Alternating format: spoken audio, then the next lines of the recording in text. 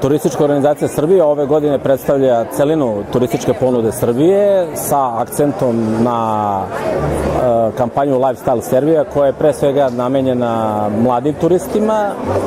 Promovišemo brošuru koja se odnosi na 100 godina početka Prvog svjetskog rata i naravno tradicionalnu turističku ponudu Srbije koja se odnosi na city break, na aktivni odmor u prirodi, na kulturno blago, 52 vikenda, spa, wellness, skijanje i tako dalje. Sa nama su prisutne i lokalne turističke organizacije koje su našle svoj interes za nastup na ovom sajmu. Pre svega tu su turističke organizacije Beograda, Zlatibora, Vojvodine, Novog Sada, Kragujevca i Čačka. Smatramo da oni imaju takođe jednu interesantnu ponudu koja može biti zanimljiva kako turistima koji su već posetili Srbiju, tako i potencijalnim turistima koji broju turista i broj ostvarenih noćenja Slovenci se nalaze među prvih 5.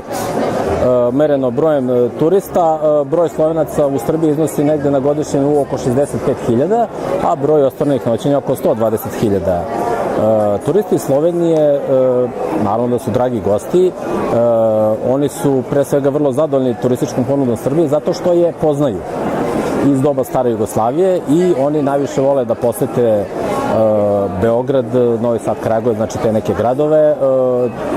Turisti Slovenije su brojni na manifestacijama kao što su Guča i Exit, a sve veći broj Slovenaca se odlučuje na odmor u prirodi u nacionalnim parkovima Srbije i koriste pogodnosti aktivnog odmora u Srbiji kao što su pešačke ture, biciklizam, rafting. Dosta turista iz Slovenije posećuje srpske kampove i vrlo su zadovoljni posetom što se tiče štanda Turističke organizacije Srbije. Primetno je da turisti koji dođu na štand Turističke organizacije Srbije i partnera poznaju ponudu, oni tačno znaju šta traže i traže konkretne informacije. Za razliku od nekih drugih sajmova gde se turisti upoznaju sa Srbijom, nije im dovoljno poznata i pitaju neka pitanja otprilike gde se nalazite, da li je bezbedno i ostalo. Slovenački turisti vrlo dobro znaju šta ih zanima, šta je to novo što Srbija nudi ove godine, tako da je primetno da su i oni veoma zainteresovani za odmor Srbije.